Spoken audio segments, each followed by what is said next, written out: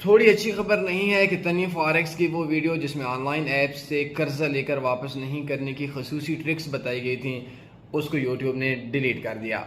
अगर आप लोग भी सूदी ऐप्स का खात्मा चाहते हैं और हमारे साथ सूदी ऐप्स से लोगों को बचाना चाहते हैं, तो आप लोगों ने भी कर्जा लेना है, वापस नहीं करना। उसके लिए बाकायदा तौर पर जो वीडियो थी वो भी फेसबुक पे आपको मिल जाएगी। अगर आप हमें टिकटॉक सोशल मीडिया पे लाइकी वगैरह पे सुन रहे हैं, तो पहले कमेंट के अंदर जो वर्ड्स हैं वो कॉपी करके फेसबुक पे सर्च करेंगे, आपको वो वीडियो मिल जाएगी। और अगर आप यूट्यूब पर फेसबुक पे सुन रहे हैं,